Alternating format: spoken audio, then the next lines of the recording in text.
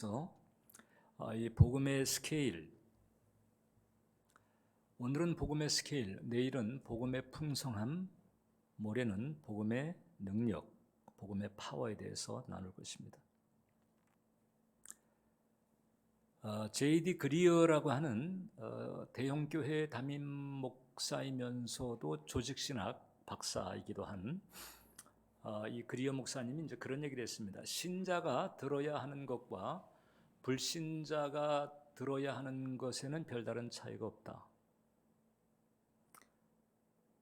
우리 이제 상식적으로 불신자는 복음에 대해서 들어야 되고, 그 다음에 신자는 이제 그걸 넘어서서 뭔가 좀 더 영적으로 깊은 이런 내용을 이제 들어야 되는 거 아니야? 이렇게 상식적으로 생각하지만 따지고 보면 신자가 들어야 하는 것과 불신자가 들어야 하는 것 사이에 차이가 없다는 거예요. 자, 그럼 여기서 이제 그 들어야 하는 것은 무엇일까? 이미 이제 제목에 암시가 돼 있잖아요. 그죠? 네, 복음이죠. 복음입니다. 자, 그럼 이제 복음이라고 하는 것은 뭘까? 우리는 그 복음에 대해서 매 주일마다 그걸 확인하고 선포하고 감사하고 있죠. 자, 그 내용을 담고 있는 그 복음, 이 복음은 본질적으로 이런 속성을 가지고 있어요. 우리가 하나님을 위하여 무엇을 할 것인가가 아니고 하나님께서 우리를 위하여 무엇을 하셨는가에 대한 선언, 이것이 바로 복음의 속성이라고 하는 거죠. 복음의 내용은 은혜로의 부름에 담겨 있습니다. 사실 그것도 지금 필설로 정리하려다 보니까 그렇게 된 거지, 그 부름의 내용 가지고 어떻게 다 표현이 되겠어요?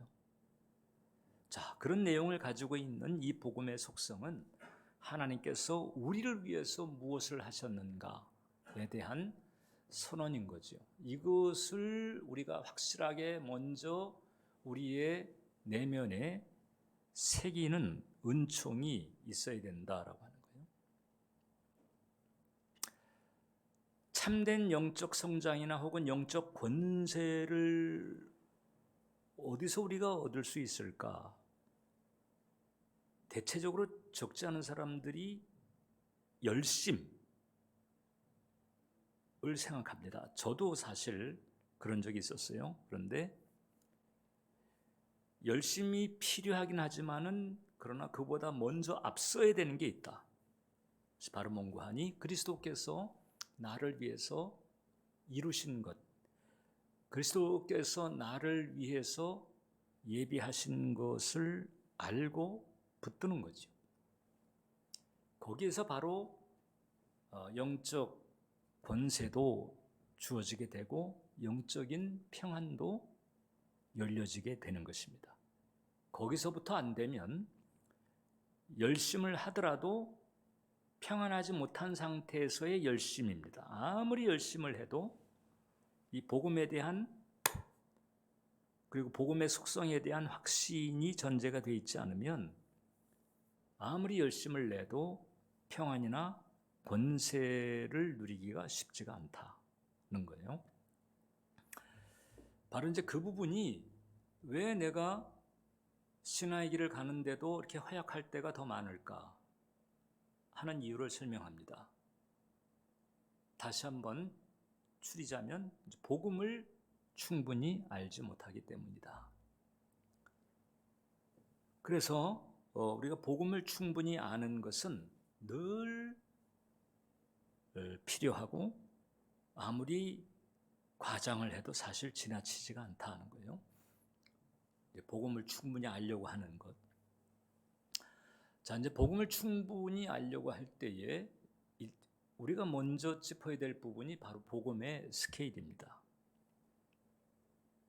그래서 첫 번째 그 예수님이 전하신 그 복음을 먼저 살펴야 되는데, 예수님이 전하신 복음의 특징이 있습니다. 하나님 나라의 복음이라고 하는 거예요. 한번 따라서 해보세요. 하나님 나라의 복음. 하나님 나라의 복음입니다. 자, 공생애 중에 예수님께서 이제 그 전하신 그 말씀을 보게 되면 누가복음 16장인데 율법과 선지자는 요한의 때까지요. 그 후부터는 하나님 나라의 복음 이 전파되어 사람마다 그리로 침입하느니라. 하나님 나라의 복음 분명히 예수님께서 언급하신 거예요. 그리고 공생의 십자가 부활이라고 하는 이 놀라운 역사를 이루신 뒤에 승천하시기 전까지 40일 동안 제자들과 함께 하셨는데 사도행전 1장을 보면 그가 고난 받으신 후에 또한 그들에게 확실한 많은 증거로 친히 살아계심을 나타내사 40일 동안 그들에게 보이시며 하나님 나라의 일을 말씀하셨다. 자, 그러니까 공생의 제1성 첫 메시지도 하나님 나라가 임했다는 것이고 승천하시기 전까지도 하나님 나라에 대해서 말씀을 전하신 거죠. 자, 그래서 그 예수님의 가르침을 쫓아 사도행전 8장을 보게 되면 이제 빌립 같은 이도 하나님 나라와 및 예수 그리스도의 이름에 관하여 전도함을 그들이 듣고 남녀가 세례를 받았다. 사마리아 집회죠. 하나님 나라와 예수 그리스도에 대해서 전한 거예요. 그러니까 하나님 나라가 어디 빠진 적이 없는 거예요, 사실상. 그리고 예수님의 십자가를 체계적으로 정리를 해서 사실상 기독교라고 하는 체계를 만든 그 사도 바울도 보면 그가 마지막까지 전한 메시지가 뭐였는가 하니 사도행전 28장입니다. 하나님의 나라를 전파하며 주 예수 그리스도에게 관한 모든 것을 담대하게 거침없이 가르치더라.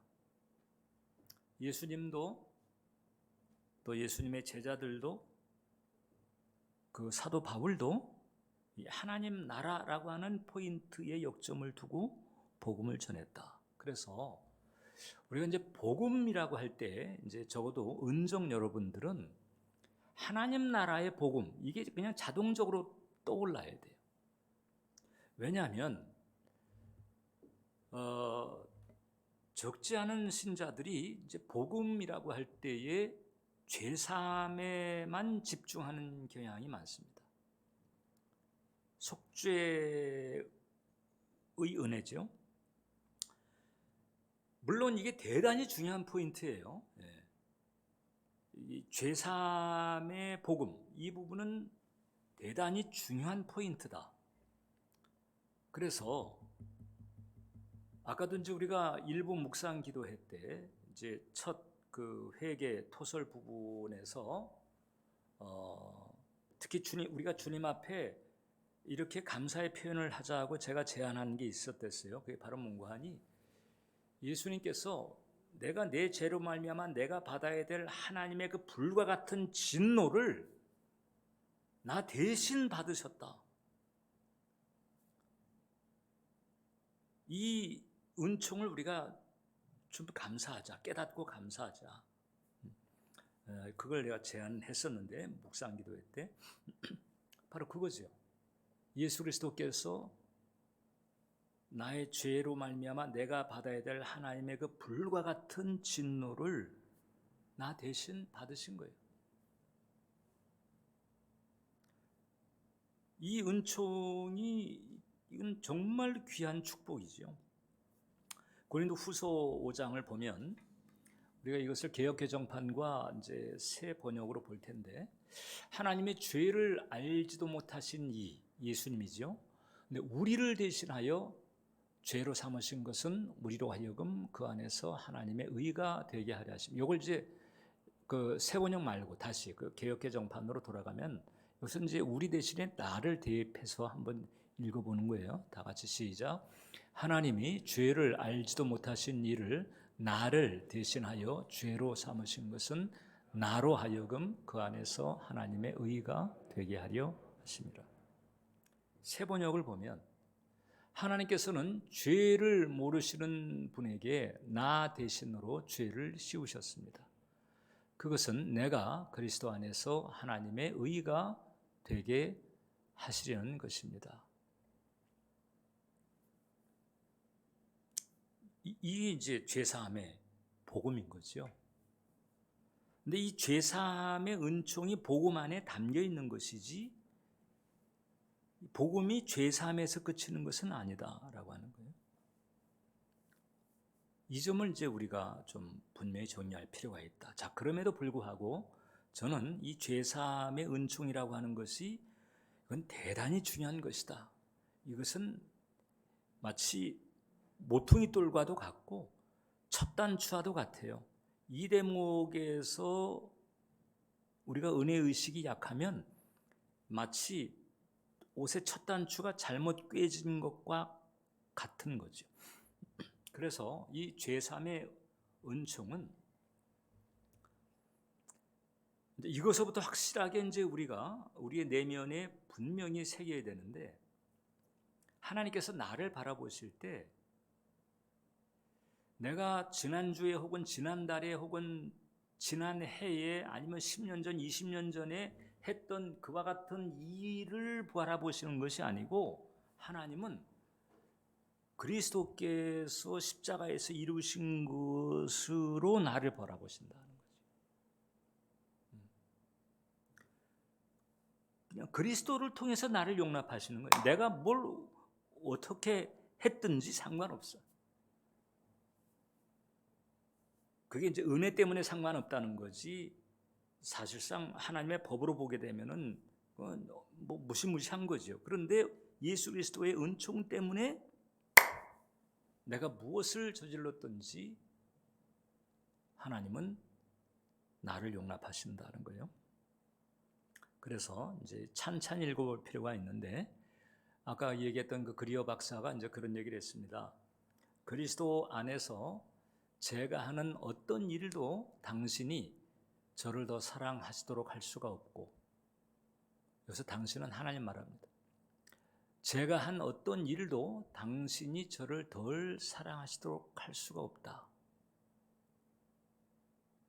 왜냐하면 이미 예수 그리스도를 통해서 충분한 속죄가 이루어졌기 때문에, 내가 무슨 거짓 부렁을 얘기했던, 사람을 죽였던 그것 상관없이 예수 그리스도의 십자가의 대속의 은총으로 나를 향한 하나님의 사랑이 덜하거나 덜할 수 없을 정도로 예수 그리스도의 대속의 은총은 충분하다, 이런 뜻을 가지고 있어요.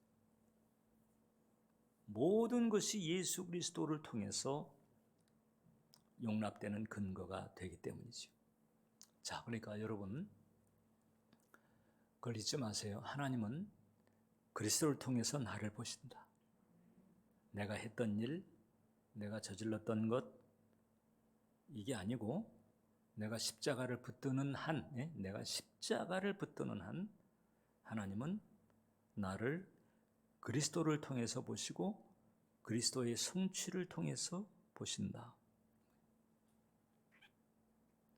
그래서 이런 죄사함의 복음서부터 늘 내 마음에 선포할 필요가 있어요. 왜냐하면 우리들은 어떤 경향이 있는가 하니, 행위라든지 혹은 지금 우리가 이 세상에서 겪는 여러 가지 상식적인 현실, 이런 걸 가지고 자꾸 하나님과의 관계를 가늠하려는,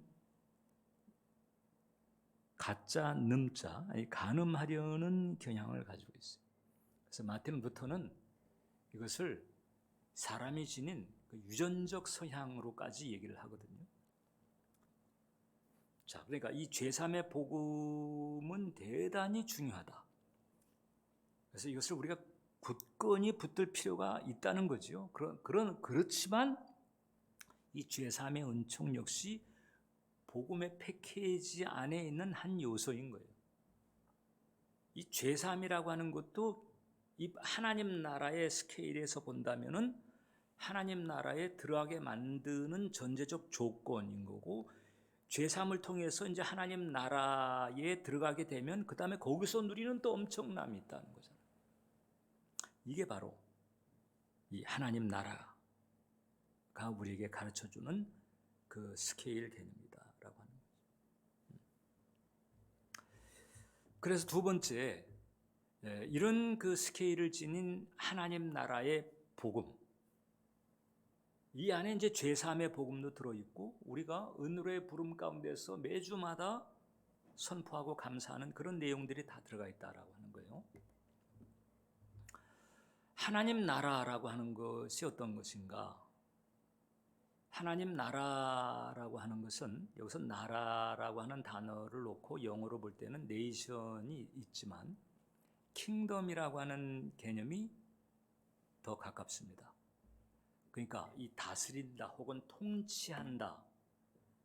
그런데 이제 킹덤이라고 할 때는 어떤 민주정보다는 절대 왕정 개념이 강한 거죠. 그래서 하나님의 절대 주권자이신 하나님의 통치, 하나님의 다스림 이런 뜻이 있는 것인데, 근데 그 하나님의 통치와 다스림은 이제까지 인간 역사에 흔히 나타났던 현상과는 달리 무슨 아가페 사랑과 선한 능력의 다스림인 거예요. 이 아가페 사랑과 선한 능력의 다스림의 완성본이 헤븐이잖아요. 이런 독재자, 전제 군주, 그들로 말미암아 일어난 그 비극적이고 쓰라린 그런 개념이 아니고 헤븐이 우리에게 그대로 알려주고 있는 바 그런 아주 완벽하고도 완성적인 그런 유토피아를 가능하게 만드는 아가페 사랑과 선한 능력의 다스림, 이것이 바로 하나님 나라라고 하는 것이고, 복음이라고 하는 것은 예수님의 십자가를 통해서 우리가 그 하나님의 그 아가페 사랑과 선한 능력의 그 복된 다스림 가운데에서 복락을 누릴 수 있게 되었다라고 하는 것이거든요. 이게 바로 이제 이 하나님 나라 복음으로 보면 되는 거예요. 그러니까 십자가를 통해서 죄사함 받고 끝난 것이 아닙니다. 하나님 나라에 담겨 있는 그 모든 것을 누릴 수 있게 된 거죠. 그러니까 십자가의 이 죄사함의 은총이라고 하는 것은 마치 이제 그 감자를 뽑을 때 뭐 하나 딱 들게 되면 그 다음에 계속 그 감자 줄기에 주렁주렁 계속 나오는 것처럼 처음 딱 들었을 때 이게 죄사함의 복음이고 그 다음에 계속해서 그 달달려 나오는 하나님 나라의 은총과 축복들이 엄청나다라고 하는 것입니다. 이것을 이제 좀 이렇게도 비유할 수가 있습니다. 이 조각배를 타고 이제 그 고기잡이 하던 가난한 조난자가 있었는데 그만 풍랑을 만나가지고 배가 뒤집히고 죽게 된 것을 지나가던 그 호화 그 유람선이 이제 발견을 하고 구조를 했습니다. 근데 목숨만 거둬준 게 아니고 그 다음에 그냥 1등 선실에 가가지고 다 누려라. 이렇게 한 것 이상인 거죠, 사실. 그래서 우리는 십자가를 통해서 지옥행 혹은 죄에 따르는 저주를 면제받은 데서 그친 것이 아니고 하나님 나라에 속한 모든 것을 누릴 수 있는 그런 자리에 우리가 이르게 됐다라고 하는 거예요. 근데 그 복이 일단은 그 영적인 영역, 이제 영원의 영역이라고 할 수도 있고 영적인 영역에서 예비되어 있는 것이기 때문에 그래서 성경은 그것을 신령한 복이라고 얘기를 하는 거예요.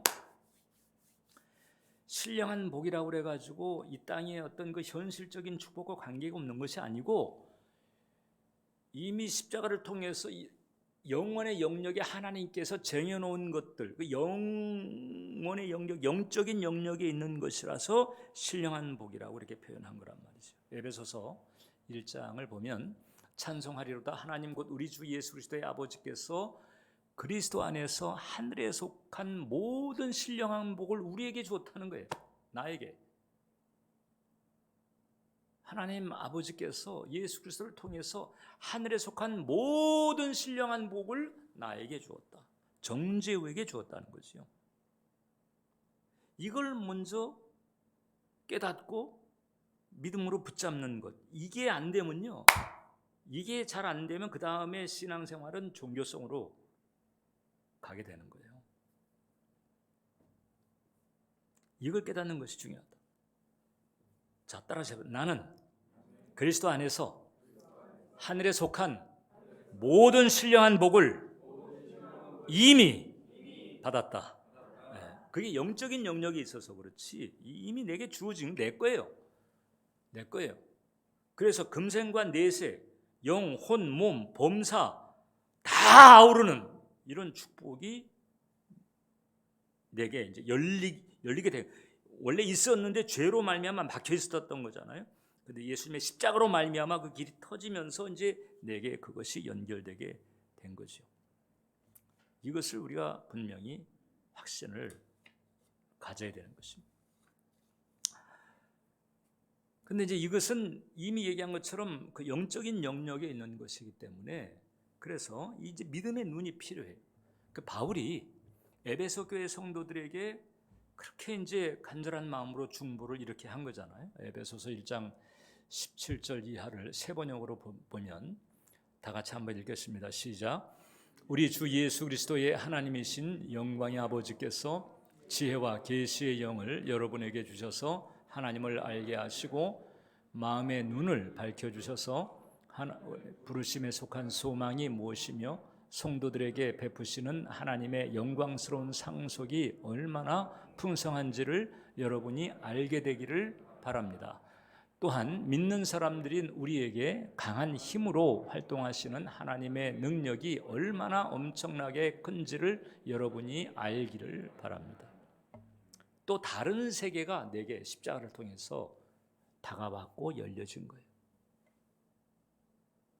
그 다른 세계를 지금 나의 3차원과 연결시키는 것이 이제 믿음인 건데 이제 그 믿음이 연결되기만 하면 이제 거기에 있는 게 내게 필요를 따라 때를 따라 열려지게 된다는 것이거든요. 그리고 나의 신분 자체가 달라져서 하나님의 자녀일 뿐만 아니라 요한계시록 1장을 보면 그의 아버지 하나님을 위하여 우리를 나라와 제사장으로 삼으신 그에게 영광과 능력이 세세토록 있기를 원한다. 이것은 이제 우리가 이제 이 새하늘과 새 땅, 이 은총이 열렸을 때의 영원한 우리의 그 직무죠. 그러니까 하나님의 자녀이면서도 이와 같은 직무가 우리에게 다 태워지게 된 거죠. 그래서 여러분, 이 진정한 축복이라고 하는 것은 하늘에 속한 모든 신령한 복을 내가 이미 받았다. 내게 주어진 거예요. 이제 내가 믿음을 통해서 그것을 현실화시키는 문제만 남아있는 것이거든요. 근데 일단 나는 하늘에 속한 모든 신령한 복을 받았다는 거잖아요. 왜 아멘이 잘 안 나올까요? 이제 아멘 여러분 말고 이제 이 신령한 복에 대한 선포를 해도 이제 아멘이 잘 마음속에 동의가 되지 않는 경우가 있을 수가 있습니다. 왜냐하면 그걸 자꾸 이제 돈 쪽으로 자꾸 관심을 거기다가 쏠려놓고 있으면 그러면 이제 자꾸 잡히는 것을 집중하다 보니까 이제 믿음으로 붙들어야 되는 신령한 복에 대해서는 조금 이제 거리감을 느끼는 경우가 있을 수도 있어요. 근데 우리가 그 길로 가면 안 된다. 우리 믿음의 길로 가야 되는 것이다. 그래서 이렇게 이미 하나님께서 예비해 놓으신 우리를 위해서 이루신 이와 같은 축복들에 대해서 이제 우리가 믿음으로 붙들고 나아가려고 하는 것이 중요하고 그렇게 될 때에 바로 그와 같은 믿음이 나의 환경과 운명을 바꾸어낸다라고 하는 거죠. 그래서 여러분 이제로부터 여러분들은 이제 세 번째, 복음에 올인하는 마음을 가져야 된다. 다시 한번 간략하게 재정리합니다. 복음이라고 하는 것은 하나님의 나라 혹은 영혼의 영역이죠. 거기에서 이미 나를 그리고 우리를 위해서 이루시고 예비하신 것인 거예요. 이게 바로 복음이죠. 이제 이것을 이렇게 알고 믿는 일이 중요한 거죠. 그래서 이와 같은 예비하신 은총에 대한 확신을 가지게 되면, 전에도 제가 표현했던 것처럼 이 엄청나군요가 나와야 되거든요. 네, 그러니까 성령 안에서 이 복음의 스케일을 알잖아요. 엄청나네. 이제 이런 마음이 사실 들어야 돼요. 이런 마음이 들면서 그런 마음에서 오는 어떤 기대감 혹은 설레임 그리고 당당함 같은 게 이게 있어야 된다. 이게 요 상태가 됐을 때를 우리가 믿음의 상태라고 말할 수 있는 거죠. 해주세요도 필요합니다. 필요합니다. 근데 이제 해주세요가 가장 좋은 위치는 뭔가 하니 엄청나군요가 먼저 와야 되는 거예요. 엄청나군요가 먼저 와가지고 그게 바탕이 된 상태에서, 그러므로 아버지 그 예비하신 것 좀 풀어주세요, 이렇게 가는 게 가장 베스트 시나리오가 되는 거죠. 근데 이 엄청나군요 라고 하는 깨달음과 거기서 오는 기대감, 당당함, 이제 주님께서 이걸 내게 어떻게 풀어주실까? 이런 설레임, 이제 이런 부분이 이게 이제 믿음 충만한 상태인 것인데, 이제 이런 멘탈이 이제 없거나 약하게 되면 이제 복음으로 산다고 할 수가 없는 거예요. 그러니까는 아까도 얘기한 것처럼 자꾸 이제 종교성 혹은 종교성에서 나오는 열심을 가지고 채우려고 하는 경향을 가지게 되는 것입니다. 자, 그래서 여러분, 우리가 이제 복음을 자꾸 새롭게 해야 됩니다. 이 복음이라고 하는 건 뭐냐?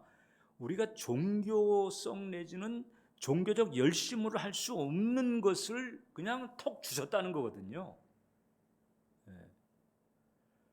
그 감사함으로 붙들고 할렐루야 이렇게 가야 되는 것이 이게 복음을 아는 신자의 모습이다라고. 그래서 복음을 통해서 먼저 이 은총을 알고 그 다음에 예비되어 있는 그것을 이제 현실화하려고 믿음으로 침노하는 거예요. 이게 정석인 거죠. 이게 정석인 거예요. 자, 다시 얘기합니다.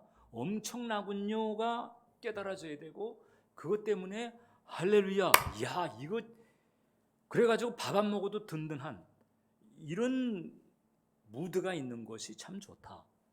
그렇게 하고 그다음에 이제 그럼 저기 있는 걸 내가 어떻게 이걸 끌어다가 이 3차원에 연결을 시키나? 거기서 이제 침노하는 믿음. 이것은 또 내가 트라이를 해야 되는 거예요. 복음은 이미 예비되어 있는 거지만 이제 그것을 깨닫고 그것을 이 3차원에 연결시키는 이 침노하는 믿음은 내가 구비를 해야 되는 거예요.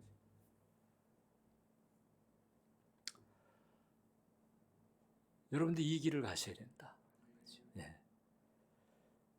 물론 이제 이런 복음적 멘탈, 즉 엄청나군요를 바탕으로 해서 침노하는 믿음, 이 복음적 멘탈인데, 이 복음적 멘탈 내지는 이 복음적 믿음이 여러분들에게 열릴 때까지, 근데 사실 이게 뭐 안 열릴 게 또 없는 거예요.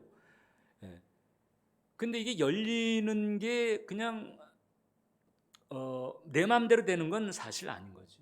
이미 이제 우리가 아까도 그 메시지 전에 기도했잖아요. 성령님 오시옵소서, 우리의 마음의 눈을 열어주시고 영의 감각을 깨어나게. 이건 성령께서, 성령 안에서 이루어질 수 있는 일이에요. 그래서 성령님과 사이가 좋은 것이 이게 필요한 거잖아요. 근데 어떻든 이런 그 복음적 멘탈을 가지는 것이 이게 복음으로 사는 것이고 이게 믿음으로 사는 것인데 이게 될 때까지는 해주세요도 일단 열심히 해야 돼요. 예, 해주세요도. 예. 그러나 그냥 처음부터 끝까지 시종해 주세요로만 가게 되면 곤란하다. 이것은 믿음이 없는 거예요, 사실. 이건 사실 종교성의 발현이지, 이 믿음에서 나오는 건 아니거든요. 그래서 일단 엄청나군요. 감사합니다. 할렐루야. 이런 어떤 전환이 있는 것이 대단히 중요하다. 복음으로 그것을 새롭게 된다라고 말할 수 있는 것이거든요. 그런데 이제 이 복음에 대한 확신을 가지지 못하게 되면 이제 해주세요로 일관할 수밖에 없는데, 근데 거듭 말하지만 이것이 복음에 대한 믿음에서 오는 것이 아니고 절박하니까 혹은 종교성에서 오는 해주세요가 많다 보니까 샬롬은 없어요. 샬롬이 없어. 그러나 복음적 멘탈은 담대함을 가지게 하죠. 아주 도전적이고 환경이나 이런 세상에 대해서 도발적인 마음까지도 가지게 해요. 여호수아가 그랬잖아요. 태양아 너 거기 멈춰라. 뭐 하나님이 뭐 그렇게 하라고 가르쳐 준 적이 있었나요? 아니에요. 그냥 벌써 이 하나님에 대한 이 복음적 멘탈이 그냥 충만하다 보니까 하나님 저 태양 좀 같이 좀 멈춰 주세요. 그냥 치고 들어가는 거죠. 복음적 멘탈에는 이런 무드가 있다는 거죠. 그런데 이 종교성 멘탈은 샬롬이 없어. 담대함도 없어요. 늘 전전긍긍하고 응답받아도 그 다음에 또 다른 문제가 생겼을 때 이건 또 괜찮을까? 또 거기 또 그냥 이렇게 되게 되는 거죠. 자, 여러분 눈을 감고 한번 들어보실래요? 제가 질문 하나 할 테니까 눈을 감고 정말 여러분들의 내면에서 십자가를 통해서 내게 주어진 그 하나님의 구원 그리고 하나님의 임재, 하나님의 사랑이면 충분하다고 정말 생각하고 있는가? 그렇다면 이게 복음적 멘탈 그리고 그 복음적 멘탈이 주는 무드가 있어야 된다, 여러분. 자, 눈을 떠보세요. 여러분들이 조금 전에 드린 질문, 그 십자가를 통한 그 하나님의 구원, 하나님의 임재, 하나님의 사랑이면 다 되는 거예요. 이거 가지고 얼마든지 환경, 운명을 변화시켜 나갈 수 있는 축복의 자리에 우리가 선 거거든요. 여기에 대한 확신이 있어야 돼요. 이게 바로 복음에 대한 확신인 거예요. 그래서 우리는 늘 하나님의 나라로 마음에 눈을 돌려야 됩니다. 하나님의 나라가 있어. 그 완성본이 헤븐인데 내가 이 땅에서 믿음으로 이 복음을 굳건히 붙들면 이 땅의 삶에도 하나님 나라가 임한다. 그 하나님 나라의 마음의 눈, 믿음의 눈을 돌리고 하나님 나라를 바라보고 하나님 나라의 열려짐을 입술로 시인하고 감사하고 이렇게 갈 때에 그때 복음이 힘이 되는 것이다. 그리고 이제 그 믿음의 퀄리티에 따라서 이제 이 현실화가 얼만큼 되는가가 이제 좌우가 되겠죠. 근데 우리가 이렇게 안 하게 되면 복음이라고 하는 것은 지식으로 끝나고 내게 힘이 안 됩니다. 그래서 여러분 이제 올해서부터 여러분들이 이 집중해야 될 것 중에 하나가 성령 안에서 따라서 해보세요. 성령 안에서 이게 성령을 통해서 이 하나님에 있는 것은 우리에게 연결되기 때문에 성령 안에서 주님 자체에도 집중을 해야 되고 그 다음에 주님이 이루신 일에도 집중을 해야 되고 그 주님의 약속에도 집중을 해야 되고 이런 과정이 결국 복음적 멘탈을 유지하게 만들고 그리고 침노하게 만들고 누리게 만드는 길이 되는 것입니다. 그래서 복음이 여러분들에게 힘이 돼서 그 복음의 그 스케일에 대한 확신을 가지고 당차게, 당당하게, 담대하게 믿음의 걸음을 걸어가시는 여러분 되시기를 주님의 이름으로 축원합니다. 기도하겠습니다. 살아계신 하나님, 우리에게 믿음의 은혜를 내려주시되 특별히 하나님께서 이미 우리를 위해서 이루어 놓으시고 마련해 놓으신 것들에 대하여 확신을 가지게 도와주시고 이제 믿음으로 바라보며 믿음으로 친화하며 이 땅에서 누릴 수 있도록 도와주시옵소서. 우리 모든 기도자들에게 믿음의 복이 임하게 해 주시옵소서. 예수님의 이름으로 기도합니다. 아멘. 자, 우리 합심해서 우리 기도하실 때